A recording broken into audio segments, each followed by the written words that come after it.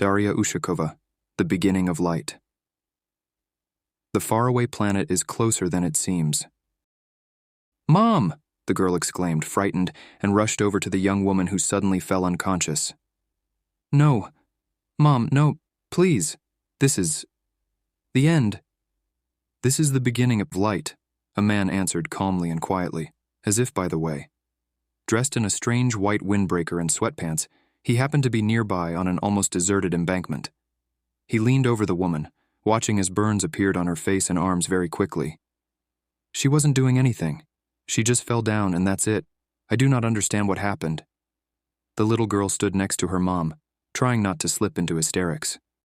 A little girl who talked in a rather grown-up way and didn't act like an 8-year-old at all. She simply touched the light, and soon, everyone will have touched it. Only those who choose to be the light will survive. He wasn't very good at consoling someone at all. The child did not understand what these words were supposed to mean, but for some reason, she felt the protection emanating from the stranger. She could sense that the man knew what was happening and could help them somehow. "What can be done to save her?" she asked without a second's hesitation, her desperation making her look demanding and even assertive, as if she had the intention to keep him there until he answers and saves her mother's life. "You must know." The man chuckled and shook his head, looking at her. "You are quite brave. Is that your mom?" "Yes." "Then be the light yourself. This is the only way you can help her, because you two greatly influence each other energetically." The man sighed and carefully took the woman in his arms, lifting her gently. "Are you with me?" "Yes," the little girl blurted out without thinking. Of course she was with him. Somehow, the girl knew that he was good. She felt that he was the only one who could help them, whereas the rest of the adults, whoever they were, understood absolutely nothing about what was happening, which she already noticed. Doctors, physicists, rescuers, or scientists could not explain what was going on. She had already Googled it. People around the world started dying for no apparent reason about 6 months ago, while some ended up in the hospital with severe burns. Similar in symptoms to both radiation exposure and thermal burns at the same time, even though these people have not touched anything and did not have anything in common. There was no exposure to radioactive compounds or another type of radiation, not even enlarged holes in the ozone layer. Initially, all sorts of theories were put forward by scientists. Even the solar radiation remained the same as before. It did not matter if a person was at home or in the mountains, in a hospital or underground, burns could suddenly start appearing on their skin, and nothing could stop this process. The man nodded and closed his eyes for a second, as if submerging deep into his mind and tuning into something. "Take my arm and hold on as tightly as possible, with all your might," he told the girl, and she unquestioningly grabbed his forearm, and a few seconds later seemed to have dissolved into space, without even having time to exclaim from fright and the strange sensations that permeated her whole body for a couple of moments. It was as if her body had been split into atoms, shuffled, then reassembled once again. As soon as her feet touched the ground, she collapsed, discovering in surprise that her muscles felt like cotton wool for a moment, and her heart pounded wildly. "Ah!" she shouted belatedly, and a little indignantly, as if in protest that she had not been warned that it would be so strange. "I'm sorry I didn't warn you. There was no time, and this is not something that can be adequately described. But don't worry now. Everything is going to be fine, and your muscles will be back to normal in a few seconds. You're just not used to it." He walked across the soft carpet of grass and rested the woman on a round wicker sunbed under a huge sprawling tree. Disoriented, the girl didn't even immediately consider where she was, and only now began to look around. A green expanse of strange, soft grass, similar to a long pile carpet, except alive, opened up to her gaze. The place was a little hilly, neatly divided by a series of paths into sections like honeycomb, on one side spanning all the way to the horizon as far as the eye could see, and on the other abutted against low-rise houses. In addition to the endless fields underneath the blue sky, there were a few sprawling trees, mighty and wise, with large, strong roots. "Where are we?" How should I explain this?" The man sat down next to the woman on a nearby sunbed and tried to find the right words. This is a safe place compared to what is happening across the entire planet Earth. An adaptation hospital, you might say, for those who would potentially choose the light, but may not survive unless they have help adapting to the new energies of the planet. We created it along with other people for Earthlings like your mom. What is your name? Mila? The child said, shocked and confused. Now that the girl felt a little calmer, she wanted to burst into tears more than ever. The shock finally reached her in full, and tears started rolling down her cheeks. She pulled her knees up to her chest, wrapped her arms around herself and wept with all her heart, her face buried in her legs. She cried like never before in her life, so openly and freely, without suppressing a single emotion. Even the girl herself was surprised she was experiencing such strong feelings. Mila sobbed and sobbed loudly until she gradually began to calm down and steady her breath more and more, but she still kept her flushed face down. Is Mom going to be okay? She clarified again, just in case. Yes, the stranger assured her soothingly, doing something on his, as it seemed to Mila, luminous wristwatch. The girl gradually relaxed more and more. The surroundings seemed to wrap her in love and warmth, her consciousness and mind unwound with each breath, all the worrisome thoughts fading away. Even the strange grass underfoot seemed to be trying to calm her down. Mila lay down on her side, curling up with her hands under her head, and then, without even noticing, she gently slipped into a deep, restorative sleep. Mila. The young woman exhaled, sitting up abruptly. She was wearing all white. Soft flowing fabric covered her fragile body in the form of a loose and graceful garment. Her chestnut curls cascaded down her shoulders. She looked around the room in search of her daughter, not quite understanding where she was. Her mind had already begun to race out of habit, but for some reason her heart was perfectly calm, as if there was nothing to worry about. And somehow she knew this, even though she could not substantiate it in any way or even make a logical assumption. Monica carefully rose from the bed and stepped onto the soft, snow-white surface of the floor with her bare feet. The bed was suspended, hovering in the air like a big, slightly springy hammock. The room looked very simple and minimalistic, but at the same time, it made you feel extremely cozy. The interior was made in an eco-friendly style. White combined with dark and light wood, and the usual sharp corners were replaced by smooth lines. The top half of the arch where the wall curved into the ceiling was occupied by a huge window, and the entire space was illuminated by sunlight. It was easy to breathe in the fresh air, perhaps partly because some of the walls were organically covered with an unusual green living carpet, which clearly contributed to the production of oxygen. She walked over to the door, opened it slightly, and squeezed her eyes shut for a moment against the brightness of the blue-pink sky. The sun was preparing to set, brightly illuminating the entire area in front of the house and the lawn, on which her daughter ran, laughing loudly and screaming with joy. Her hair, cascading down to her shoulder blades, tousled from the game, glistened like dark amber, while her cheeks displayed a healthy blush. "Mila!" Monica exclaimed and hurried to her daughter, discovering that she couldn't run due to a strange weakness in her muscles.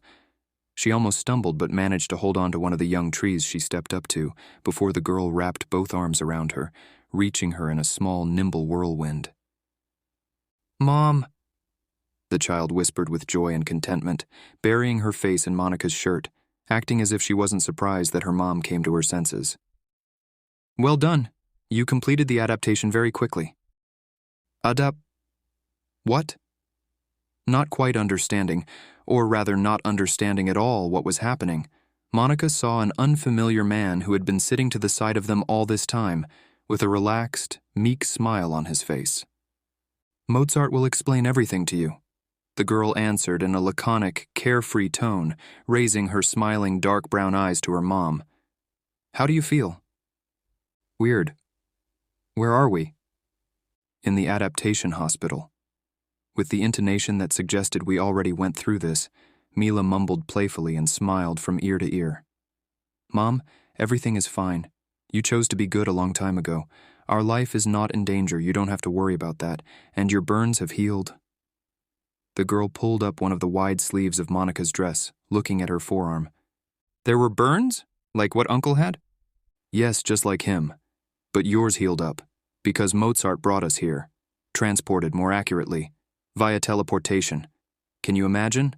I told you teleportation is real, like in Harry Potter. But you didn't believe me. Ha!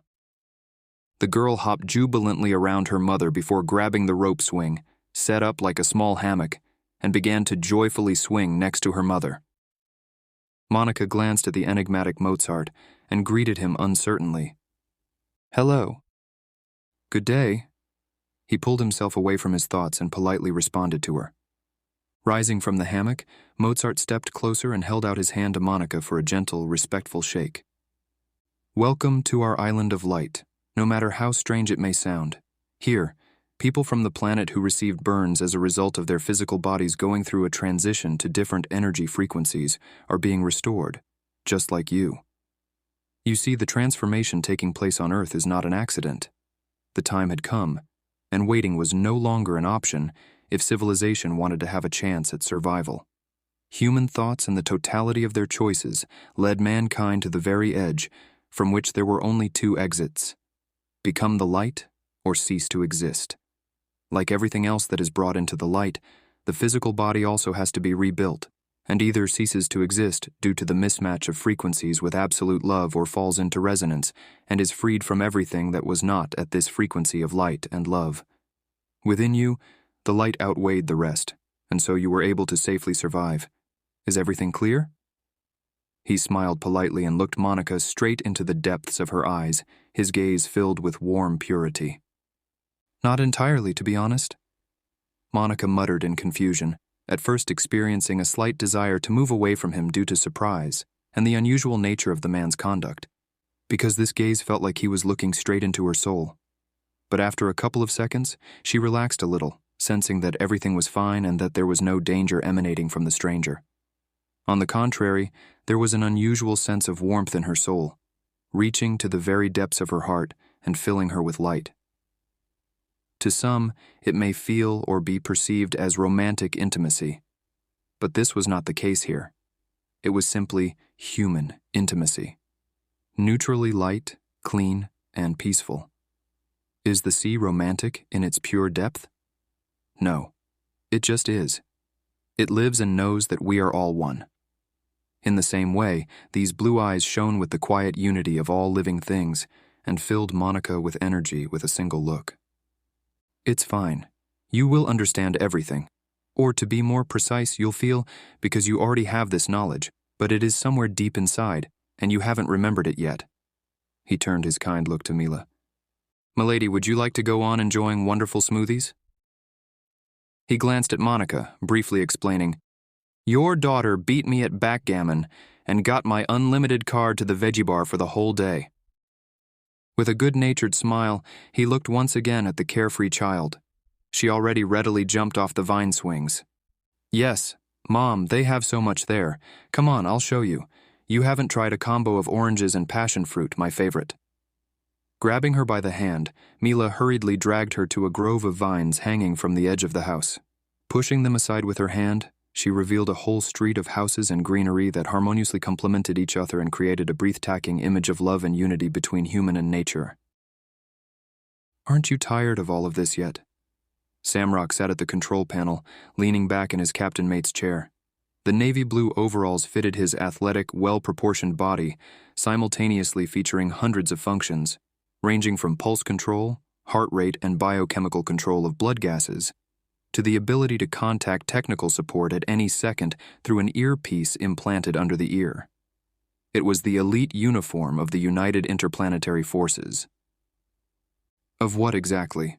Muttered the captain of the ship thoughtfully, adjusting something on the wide touchscreen control panel. Well, all of it. I dreamed of being in the military from the cradle. I dreamed of being like my father. But now... Samrock approached the screen, through which the ship's course and all upcoming intergalactic routes were displayed. Now I can't even fly on a business trip to my girlfriend. Why? Meekin raised one eyebrow, keeping his gaze firmly on the temperature readings in the cabins. He tried to adjust the settings, but it looked like the heating system was malfunctioning in one of the compartments on their X-238 billow. What have we come to? He muttered unintelligibly under his breath. I'm sorry, what did you say? I'm saying that Amoriel canceled the agreement in support of United Interplanetary Forces. What do you mean, canceled? Meekin turned to face his friend and leaned on the corner with his back, crossing his arms over his broad chest. Does he want someone like Santoritans to take over his planet? Or for Krypt to pull something again? He's convinced it's impossible, Samrock shrugged. How is that impossible? What kind of nonsense is that? According to Nirali, he claims that frequencies have changed and the invaders will get the taste of their own medicine before they can commit any crimes. In short, their actions will come back at them like a boomerang before they break through the planetary defense wall. Meekin chuckled in disbelief. I mean, I get it. There is a transformation taking place, and the consequences of our choice come unequivocally faster. But I am not sure that Amoriel should rely on this law of karma when it comes to the matters of protecting the planet. It's a little too frivolous. Coincidentally, Nirali supports his decision, despite the fact that now I can't visit her at all, except when I'm on vacation. The young man flexed the muscles on his jaws in displeasure. Due to his expressive eyebrows and focused look, his manly face sometimes seemed too stern, but not to people who knew him closely.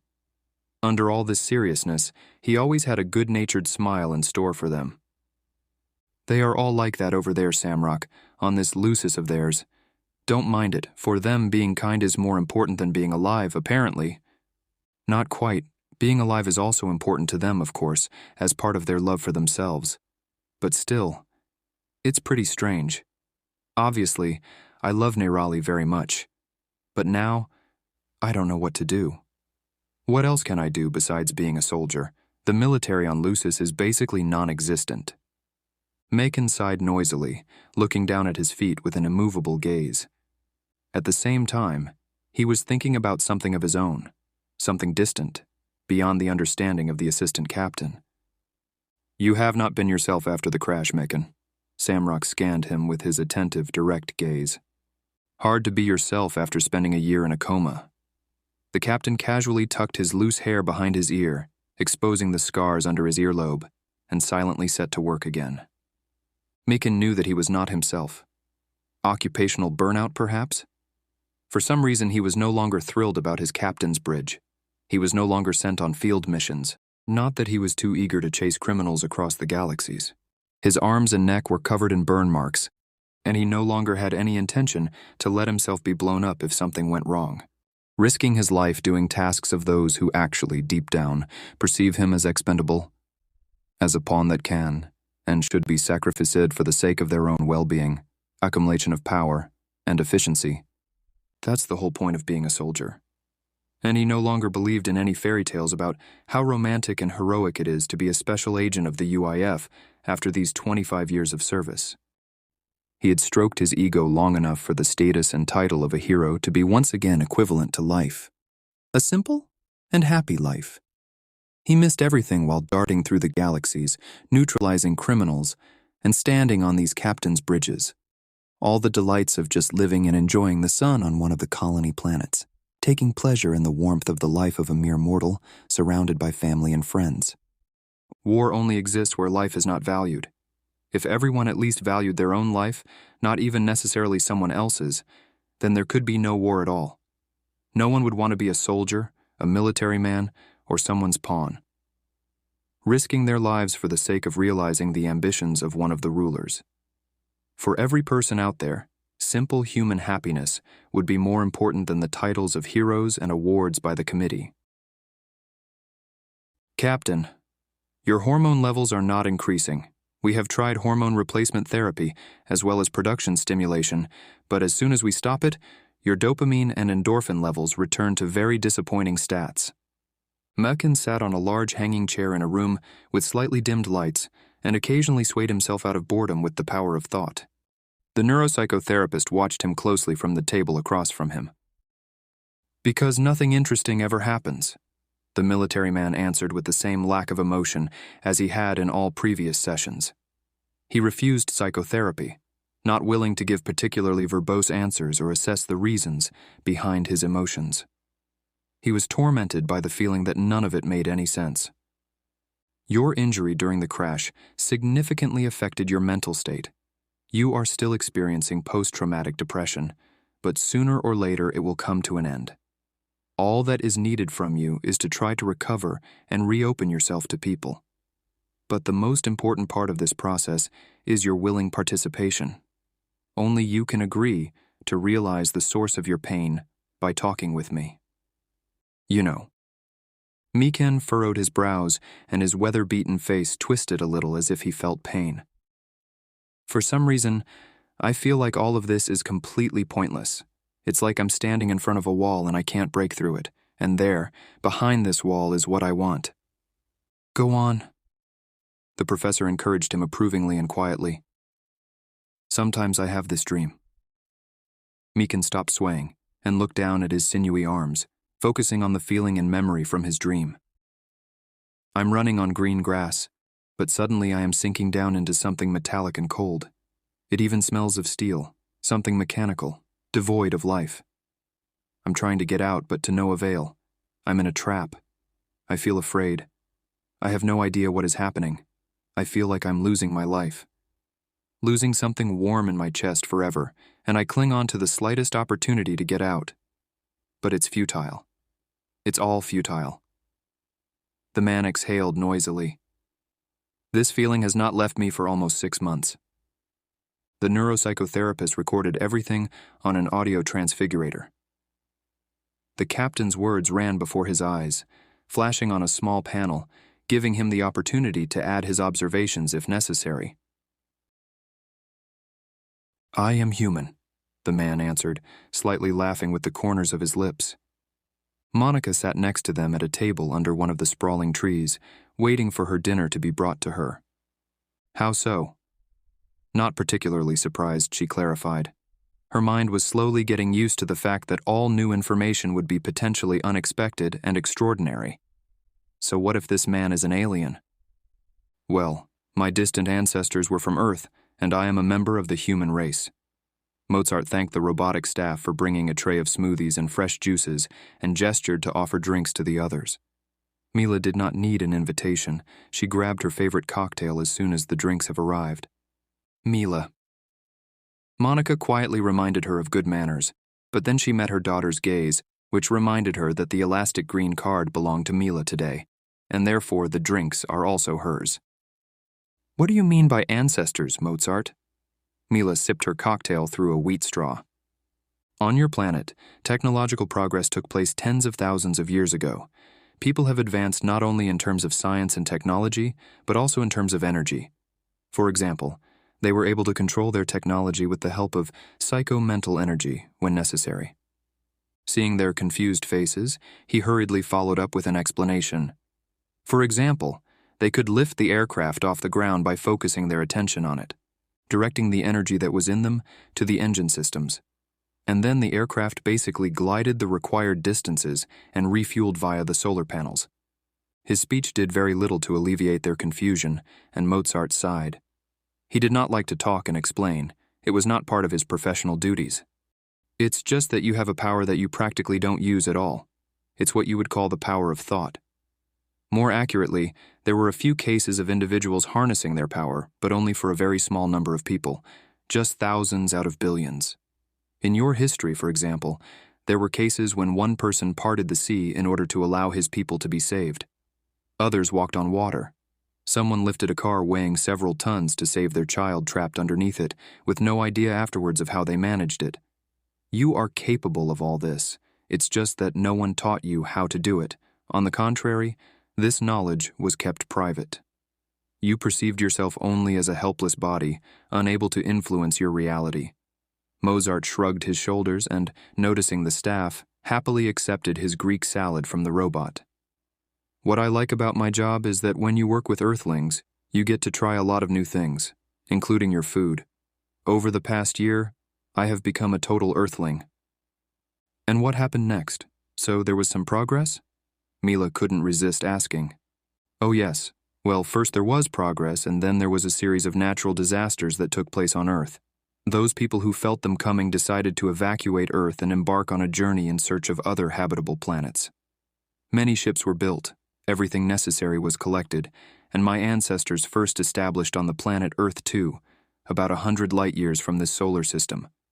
Over the next hundreds and thousands of years, humanity settled there and on many other planets, some of which are scattered across different galaxies. For example, I am from the planet Lucis. We have had a lot of contact with Earthlings over the past decades. And what happened to those who did not leave Earth back then? Monica listened to him, feeling as if everything that was happening was a dream. Most of them died. They were simply swept off the face of the Earth. There were only a few hundred or thousand people left on different continents, most of them, of course, in the southern part of your planet. They did not retain any knowledge of technology and science, only fragments. They started their development cycle from the very beginning. All that remains of the past are myths and legends, passed down from generation to generation, like a broken phone. Sometimes we made contact with them, but they immediately mistook us for gods, since their consciousness was not ready to accept neither our technology nor our ability to control our reality through endless internal energy reserves. They began to worship us and try to exchange some devices for their resources. But it only hindered their development. They started becoming dependent on us, and therefore we decided not to interfere, but simply observe in secret. What did you help them with? Mila listened with enthusiasm, even forgetting about her orange and passion fruit juice. Well, with all sorts of things, sometimes we prevented the death of their governing leader from illness or assisted with construction of certain things. Even in present day, Earthlings have not yet reached the same level of technological progress as was required, for example, to cut a hole in a block of a pyramid, as the Egyptians did, when practicing with gifted technologies. Your scientists argued about this. I observed this firsthand. Mozart grinned slyly. Actually, it's pretty funny. It is even more fascinating to be among you and observe you directly in your natural habitat. Monica just rolled her eyes. Sounds like I'm listening to Animal Planet. She continued to eat her tender chickpeas and vegetables, which were on an auto-warming plate and weren't planning on getting cold. Well, when I look at how people treat other creatures living on planet Earth, it looks even worse than the animal world. Because most of you do not perceive them at all as sentient, full-fledged inhabitants of the globe, more like slaves that you can kill and torture at your whim as you please. I haven't eaten meat for a year, by the way, and my mom scolded me for it. Mila immediately pointed her finger at her mother, not hiding her triumph and not failing to tell on her. Darling, I'm just concerned about you. You're still young. I'm already an adult, but such dramatic changes are not safe for your body. Mozart laughed and shook his head. Oh, you Earthlings. And then, finally, he began to enjoy every piece of his fresh food filled with the energy it received from sunlight. He ate it so enthusiastically, as if nothing but this salad existed in front of him now, savoring the variety of flavors with all his cheerful being, which is why even Monica and Mila casually fell silent, not wanting to distract him. Nerali. The brunette stopped in a spacious corridor, turning around at the sound of a familiar voice. Her lush, slightly curly hair shimmered in the sun. Short strands tumbled out of a waist-length braid and framed her slightly swarthy face with careless elegance. Ah, hello, Jed.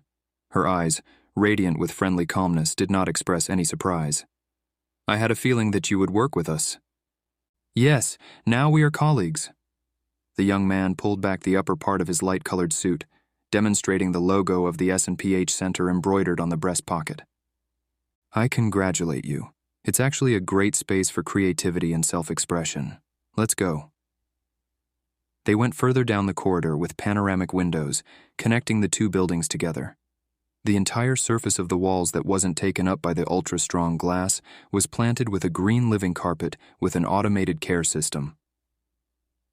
Energy from solar panels triggered mechanisms for converting air into water and automatically supported the life of trillions of plants that provided a wonderful microclimate in the center of spiritual and physical health of the city of Ilion. I'll show you the cafeteria if you want. Narrowly tapped her wrist gadget a few times, alerting the staff that she was taking a break, and sat down with Jed in comfortable orthopedic gray chairs with a panoramic view of the small bay. You only have a few free hours a day in your flexible schedule right now while you adapt, right?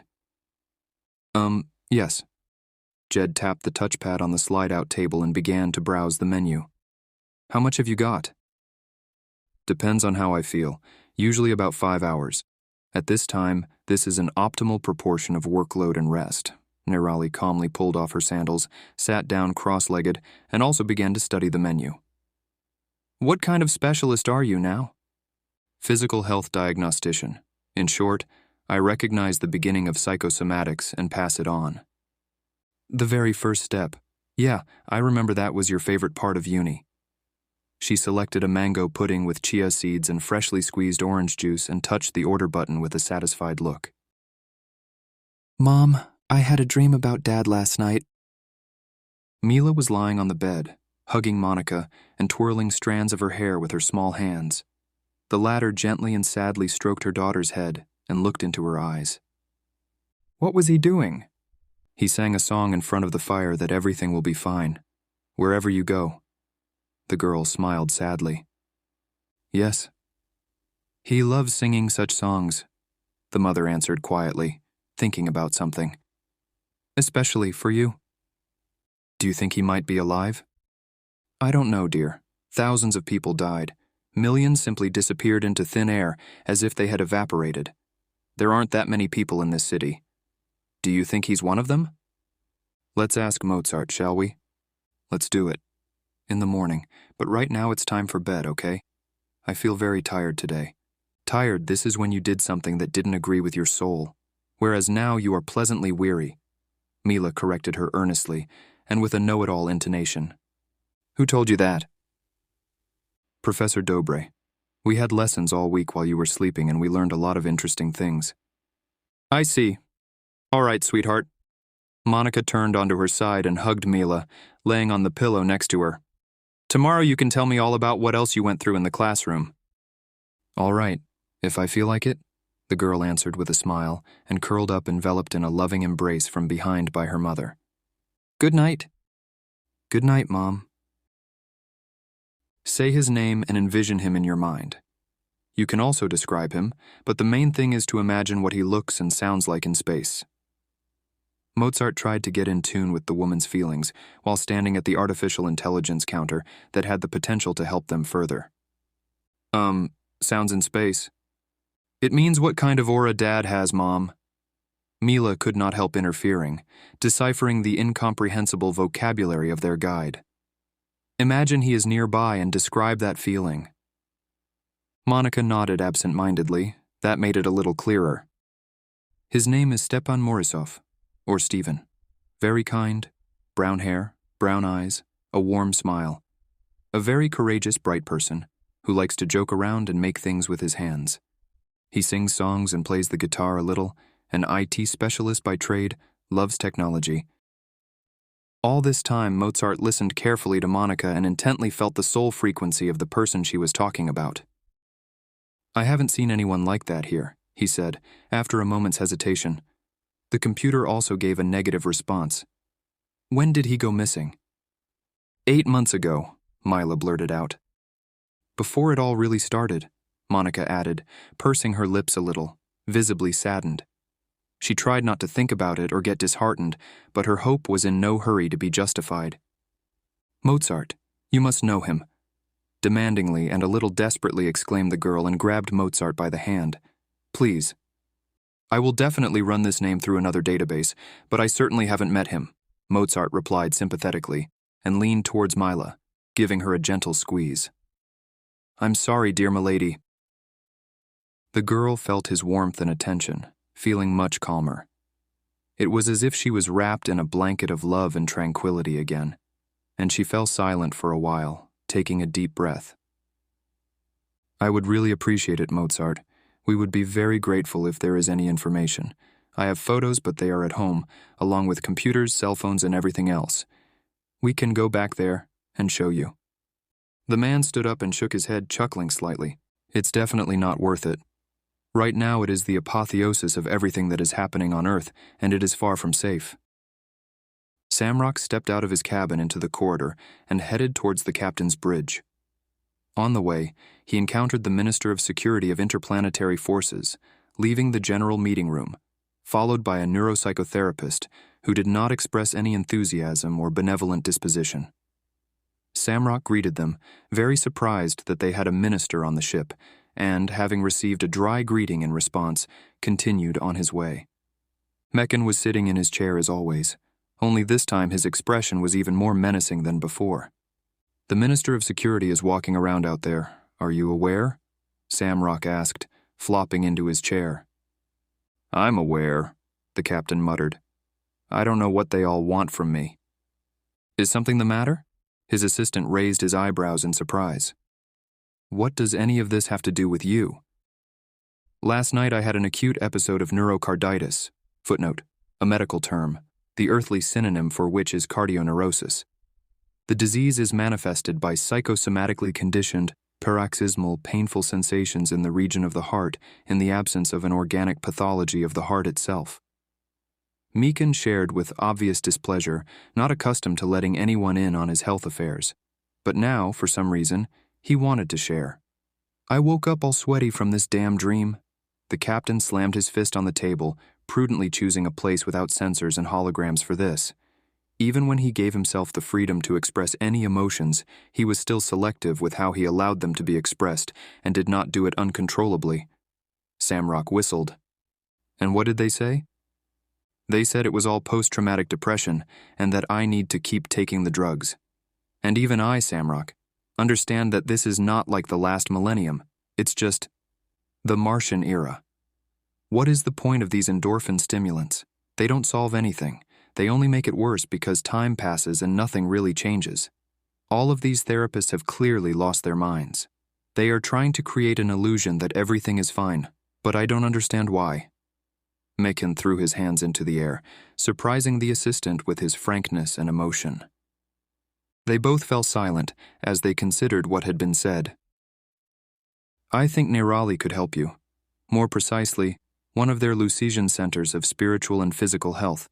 In this regard, they have a smooth-running system, and the average life expectancy on their planet is 120 years. Due to the excellent state of the physical body, due to complete harmony with the soul and mind." "Maybe you'd be better off advertising these centers on other planets rather than piloting a spaceboat," Mekin said sarcastically, still bristling and sullen after visiting the conference room in the morning. "Perhaps I will do that. It's still better for me than working here." Samrock did not fall for the captain's causticity, and, standing up with dignity, calmly walked out the door, picking up the incoming call on his earpiece. "What is your favorite color?" Nerali and Samrock lay side by side on the evergreen grass, admiring the sunset sky. The parade of the 3 satellites of the planet Lucis crossing each other's paths and forming a whole celestial spectacle above the horizon, which repeated every evening, pleased the loving couple with its indescribable beauty, not for the first time. "I don't have a favorite color, I love all colors," the young man answered thoughtfully, his tone emanating peace. "How? Even swamp green?" "Yes," he hugged Nerali, looking at her with a smile. "And hot pink?" the girl asked doubtfully. "Yes, without it we wouldn't have this sunset sky," Samrock confirmed in a relaxed tone. "Oh, wow.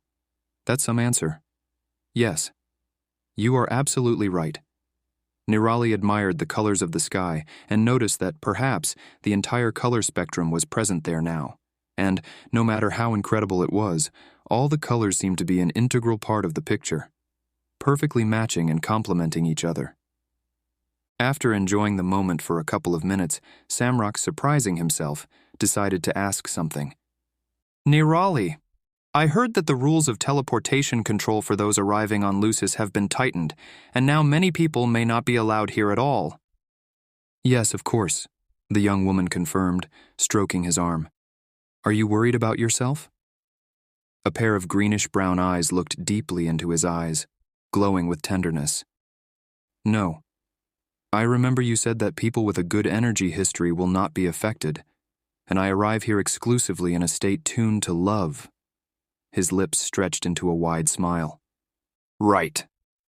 Nerali approvingly confirmed his theory. "I am asking for my colleague, Captain Mekin. I think I've told you about him." "Yes, when he was in a coma, I remember." Nerali's eyes lit up a little differently, this time with a touch of professional interest. She felt that the conversation would relate to her vocation. "He has a psychosomatic disorder, and perhaps one day he will need to use one of your centers. But he is a military man and not at all in a good state of mind. Does he have a chance of being admitted? Of course he does, my love. Neroli once again turned her gaze toward the very slowly dissipating sunset. On the planet Lucis, it lasted about an hour. Sensates are mainly guided not even by a person's energetic frequency. They feel what that person's intentions are, what their choice will be in the near future.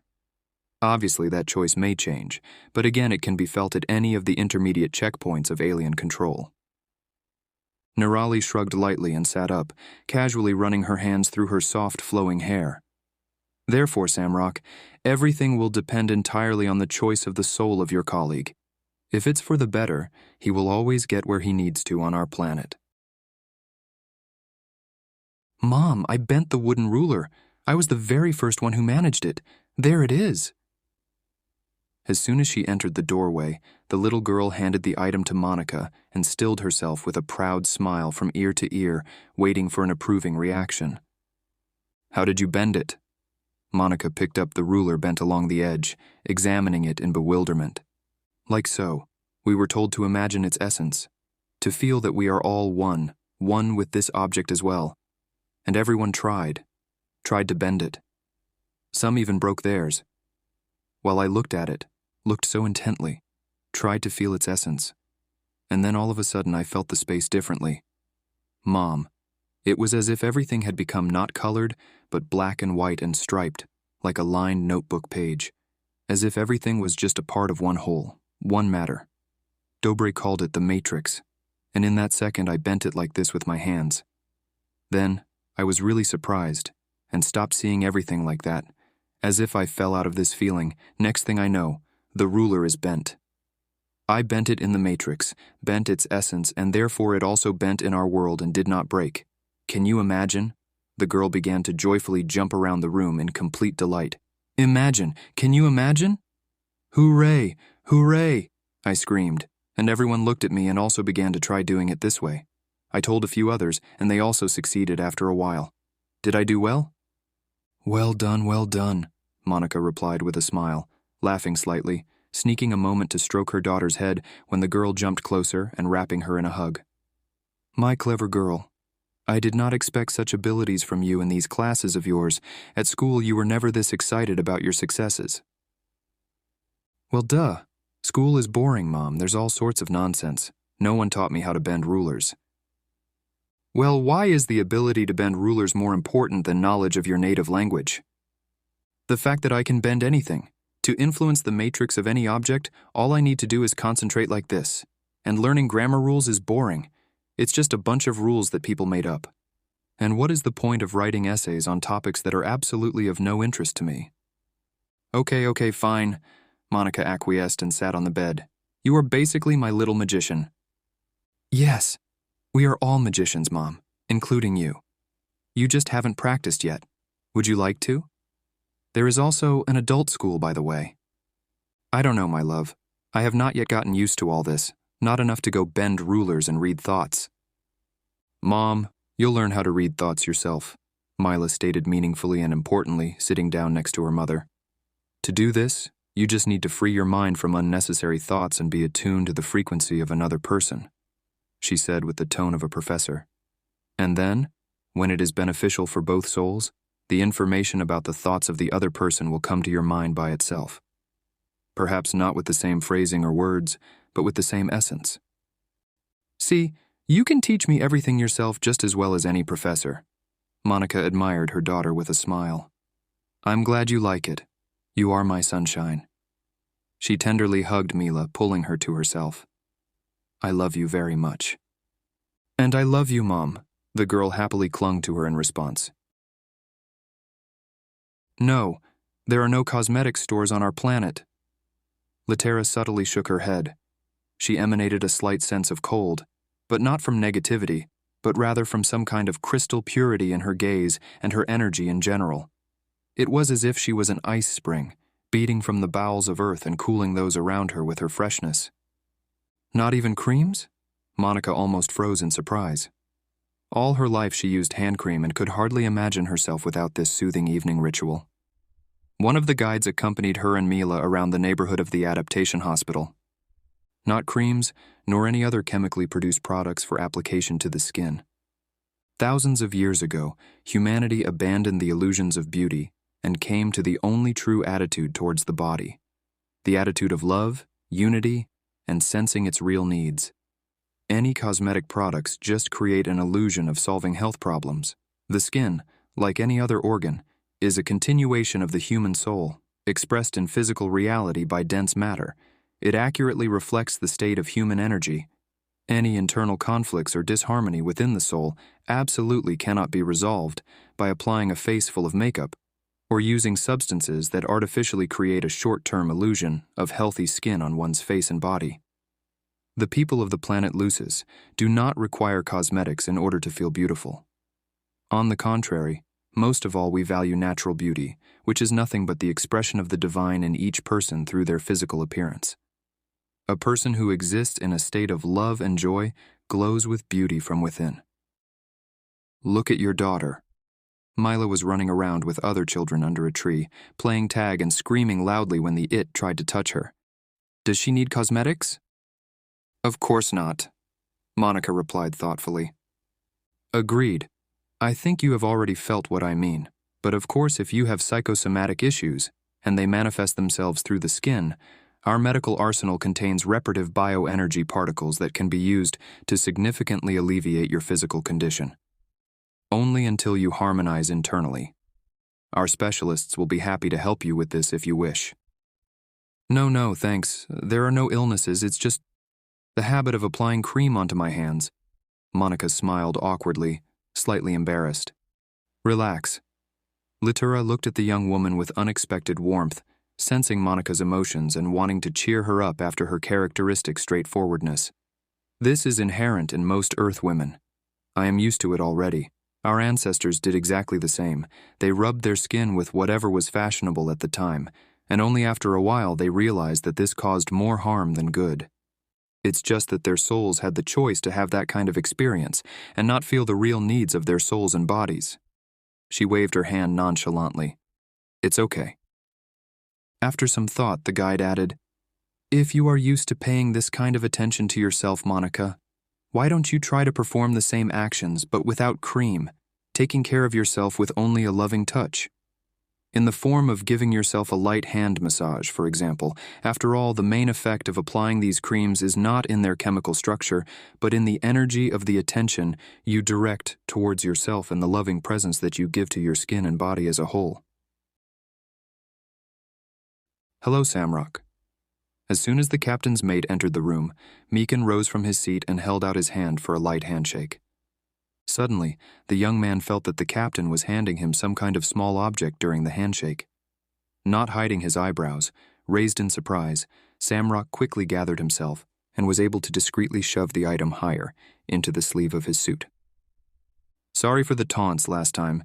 You were not responsible for anything and I was out of sorts, Meekin explained sincerely, and slowly sat back in his chair. It's okay. Samrock smiled slightly, still a little surprised. If Meekin can hide anything from anyone, it's from management, judging by the development he brought to Samrock's attention a couple of days earlier. Did you go to see Nirali yesterday? The captain asked, as if nothing had happened, returning to his work duties on the holographic screens. Yes, the young man also calmed down and started to slowly monitor the state of the ship, checking the tasks derived by artificial intelligence that required human intervention. I took a day off. I'm quitting, you know, in 2 weeks. Yes, I know. Meekin nodded thoughtfully. I was informed about the crew change, yesterday. How is your condition? The assistant gave him a quick look as he walked from the screens on the wall to his chair with a dashboard. Better already, he shook his head, unruffled as usual. My heart didn't hurt anymore. Perhaps my post-traumatic depression began to recede. During a break for lunch and rest, Samrock entered his personal shower room, clutching a package from Meekin in his fist. He figured it was the only place that the ship's artificial intelligence and crew security program didn't monitor. Unfolding a sealed square of paper, he was surprised to find a note written by hand in slate pencil and remembered films about prisoners who also passed messages this way, avoiding computer screens. The committee is hiding something. They won't let me go. even if my life is at stake. I'm sure of it after everything they try to convince me on the sly. I am not being paranoid, you can be sure. I have considered this option. I'm going to flee to Lucis. You said that the center could help. I felt the same, and now, for some reason, I just know it. This chip contains all of my data and my energy map. Please pass it on to the planet's teleportation control center. Perhaps this will give me a chance that they will let me through, and I can teleport with you in 2 weeks. Samrock exhaled, and unfastening the thin chip, began to crumple the note. Leaving the microchip in the breast pocket, he stood under the jets of water, watching the letters on the paper blur in his palm. If Macon plans to get off the ship without the approval from the military leadership, it could cost him dearly. After all, if he gets caught, he will be on trial for breach of contract. Something very strong must be prompting the captain to take this step, so desperate and uncharacteristic of his reliable and responsible nature. He must somehow know that this is his only chance, and he's got nothing to lose. It was only now that Samrock realized that his colleague was a far more determined man than he had ever thought of him. He tore the paper into small pieces, rubbing it with his hands until it was nothing but bits of cellulose indistinguishable in the drain, and threw away the note piece by piece, completing his shower. Professor Dobre. Mila stayed after class to approach the elderly teacher with a question. Yes, Mila. He sat down in his chair and invited the girl to sit on the chair opposite. What did you want to ask, kind soul? So you say that one needs to listen to oneself, to trust the feeling. Please help me understand. Ever since Mozart saved us, I have been dreaming about my dad very often. I'm sad that he's not around. What should I do about it? What happened to your dad? Professor's gray hair complemented his kind gray eyes. His thick brows furrowed slightly, as they always did when he focused. He left, and didn't come back, 8 months ago. Mom pretends to be all right, says that she is fine, but I can feel how sad she is. I'm worried about her too. Mila, some circumstances of our lives and the lives of the people we love are not for us to change or correct. We encounter them not by chance, but in accordance with a predetermined plan, including one chosen by you before coming into this life. Our task is to be love for ourselves and others, regardless of these circumstances. And as soon as we manage this task, these circumstances in our life are transformed. They no longer bring us pain, as they have already taught us everything intended by their existence. If you try to help your mom and your dad by worrying and tormenting yourself about them, no one will be better off. They will continue to be on the same segment of their life path and learning, but you can help yourself, which will end up helping them. Take care of yourself, and your mom will also embrace her emotions and will be able to transform this life experience into something more than just pain. There is pain where there isn't enough love, Mila. First should come self-love and self-acceptance, a good attitude towards oneself. After all, the world reflects back what is inside us. The girl did not understand everything that was said with her mind, but these words, like a stream of crystal-clear water, passed through her, pouring into her heart with soft and quivering warmth. She subconsciously absorbed all the subtext that Dobre was conveying to her, and immediately calmed down, quietly nodding to the elderly Lucisian.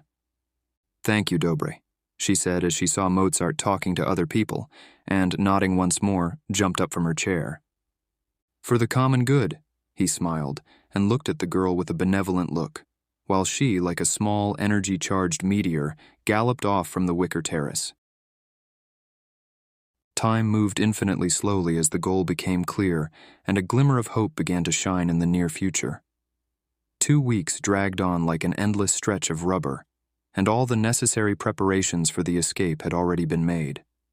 The few things that Captain Meccan really needed were packed and consisted of the contents of his inner pockets. Along with the understanding of the pointlessly spent, from a certain point of view, couple of decades, he realized the insignificance of material things, when it was just stuff that was easy to replace and was not associated with people or events dear to the soul. Things without love are just things. Thus, there were only a few really important items for Meccan.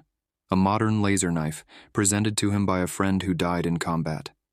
That simple device had saved him more than once, and, of course, was a reminder of the strong friendship from his past. His mother's ring, given to him as a keepsake in his youth, which kept the energy of her unquenchable love and tranquility, shining for him like a beacon from childhood memories and, to his great regret, irretrievably lost somewhere, a fact he discovered after the crash and returned to consciousness from a coma.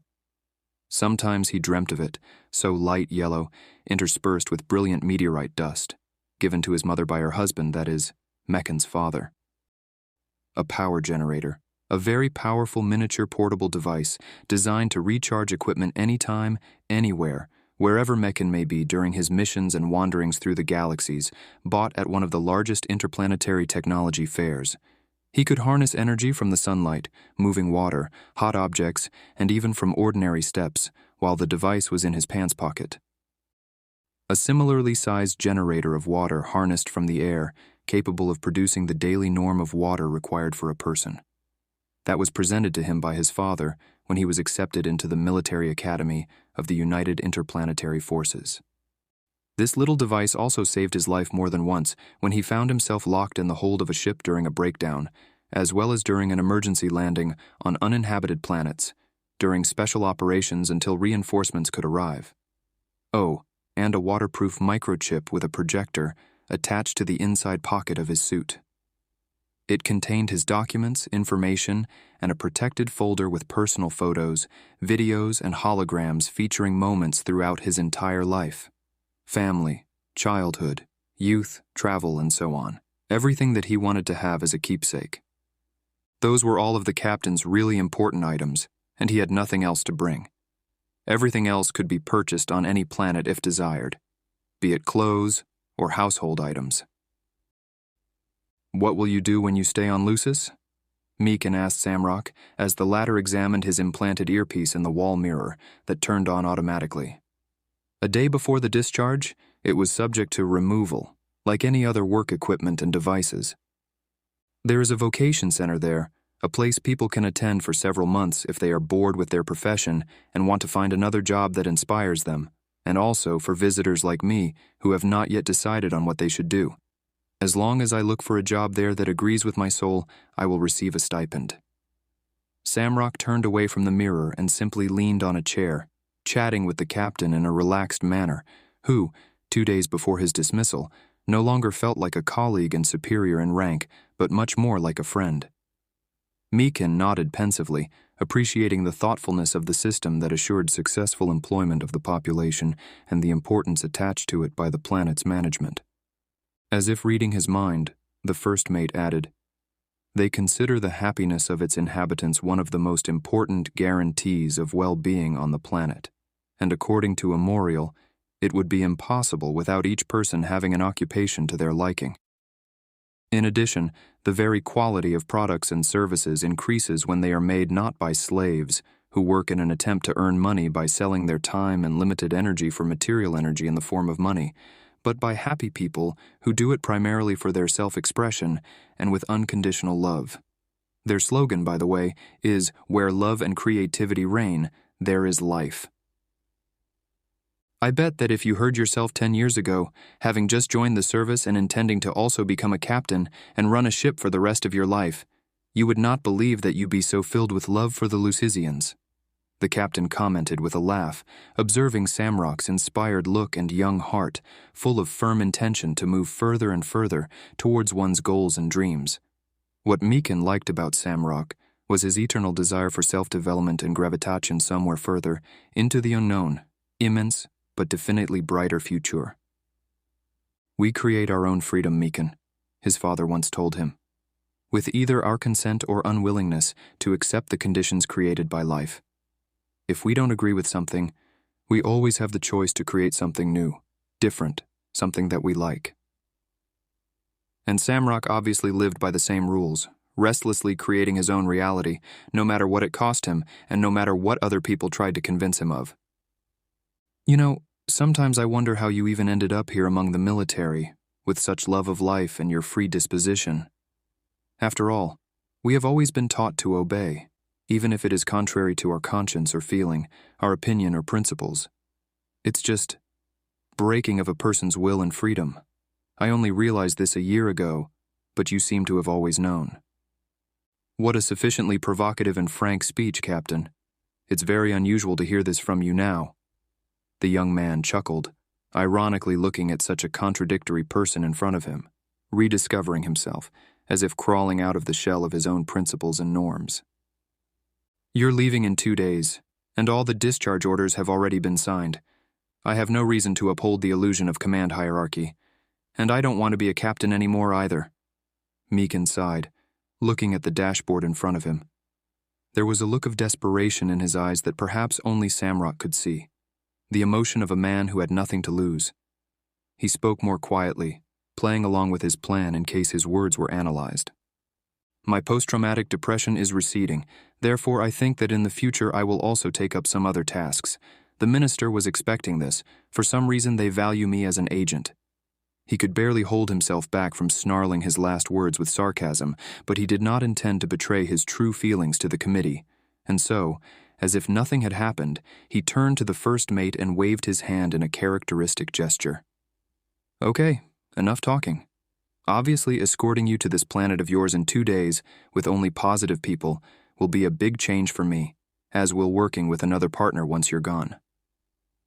This dry and good-nurtured sarcastic remark evidently meant the captain's expression of friendly affection for Samrock, which the latter did not fail to appreciate, and only sighed in response, reluctantly getting down to the job he still had. AI, access to artificial intelligence settings. Left alone with the computer on the captain's bridge, Meekin proceeded to carry out his plan. After so many years of work, he spotted a couple of bugs in the artificial intelligence system that allowed a ship's captain to temporarily occupy it with impossible tasks, which would lead to a reboot and a request for technical support. This meant he and Samrock would have at least a few minutes of limited control from the ship in order to submit a teleportation request. If the planet Lucis accepts him, then the deed is done, since it will not let the chase through quickly, if at all, depending on what the pursuer's intentions are. Keeping Mekin and not even giving him the opportunity to quit for some mysterious reason are clearly not good intentions, which would give him some head start until he sorts out his physical and psychological state. The enthusiasm with which he thought out this plan and his rapidly improving health confirmed the feeling that he was on the right track. "Access denied." AI was clearly not in the mood to answer in full today. A red bar lit up on the screen, indicating an error. "Artificial intelligence of the ship. I, Captain Meekin, order you to give me access to the settings," the man repeated decisively. He didn't have time to be polite to the program at all. "Access denied," AI repeated adamantly, without changing its intonation. "Artificial intelligence must follow the orders of the captain of the ship," Meekin reminded it with firm determination. "Unless there is a conflict with the order of the Commander-in-Chief of the United Interplanetary Forces." "And what is the conflict here?" he asked for clarification, starting to lose his cool a little. "Were you going to hack into the teleport panel and proceed to the planet Lucis?" AI politely clarified, pausing for a few seconds. "Based on your hormones and pulse rate, I guessed right. This is precisely what contradicts the order of the Commander-in-Chief of the UIF." Rage began to rise up in Meekin's throat, and he turned red, but immediately calmed down. Emotion was replaced by composure. The captain turned around and was about to leave, when suddenly the Minister of Security for United Interplanetary Forces appeared on the screen. "Mekin, I know you're bored with being captain. As soon as you fully recover, we will assign you new missions. Everything will be as before. Other planets, interesting operations, you will once again be an agent." "Did I ask for it?" the captain asked coldly. Anger flashed in his dark eyes. "What do you want from me? I've applied for a resignation. You rejected it." Seeing in the minister's eyes new, carefully formed phrases, filled with absolute disregard for the captain's words, he did not wait for an answer, and forcefully rolling the door to the side, quickly moved to the next compartment. There, Samrock was already waiting for him, shifting nervously and glancing at several military men and robotic personnel who were on duty nearby, as if by chance. Rushing into the room, Meekin looked around and exhaled, still not knowing what he was going to do. He took a few steps towards Samrock, watching everyone around them approach him as well. Silence reigned, and the tension that arose in the air grew with every second. Let me see my friend out, Mekin demanded coldly from the two uniformed men blocking his path. They hesitated, but still took a step back. No surprises, one of them warned, drawing his weapon. Others armed themselves behind him. What am I, a prisoner? Mekin asked menacingly. I am the captain of this ship. The military men were a little deflated, but the second did not fail to answer. UIF's order, Captain. Mekin walked with Samrock to one of the teleportation booths along the wall. Its transparent walls closed in a semicircle on both sides as soon as a person was ready for teleportation. But they haven't even set foot on its red-lit platform yet. The men looked into each other's eyes. Time seemed to slow down its hectic pace. The first mate was not frightened. On the contrary, he looked at his former colleague openly and with some kind of readiness. Take a chance. The captain seemed to hear his colleague's thoughts. Mekin squinted a little, trying to ascertain his intentions. Samrock just blinked back in confirmation. In the next moment, Mekin pulled out a weapon from his inner pocket and put it against his friend's head, turning around to face everyone around him. I have a hostage, he announced loudly and rushed into the booth with Samrock. Nobody move, Mekin managed to say before he was pierced by an electric charge. Samrock closed the booth's doors manually, blocking the passage with an internal emergency mechanism, and saw the captain slide down the back wall in convulsions, writhing in pain. Mekin, it's the earpiece. The charge was not strong enough to kill the captain, but almost enough to render him unconscious. Without waiting for it to escalate, Samrock pulled out a small knife from his breast pocket and struck at the outer surface of the implanted chip right under his friend's ear, exposing the gadget. Holding his breath from a momentary exertion of will over himself, Samrock tenaciously grabbed and tore the object out from under Mekin's skin, throwing it aside, having, expectedly, received his portion of the electric charge. The captain's mate recoiled a little, but immediately regained his composure and pressed the teleportation request button on the dashboard. AI has disabled access, he shouted, and rushed to the wall of the cabin as the robotic personnel began to break into it. Mekin got up from the floor, coming back to his senses more and more and feeling the hot liquid pouring down his neck. He manually disabled the panel's automatic mode, overriding AI's dominance and putting the system into emergency mode. Entering the captain's access key, Mekin switched to manual input of prearranged data for teleportation, staining the sensors with blood. Although the wound was small, the abundance of blood vessels in the affected area quickly created a spectacularly bloody result. Tapping the familiar keys incredibly quickly, hearing the deafening sound as the wall that protected them began to fall apart, the captain finally successfully triggered the teleportation release from the ship. All that remained was confirmation from Lucis. Everything will be resolved over the next couple of moments.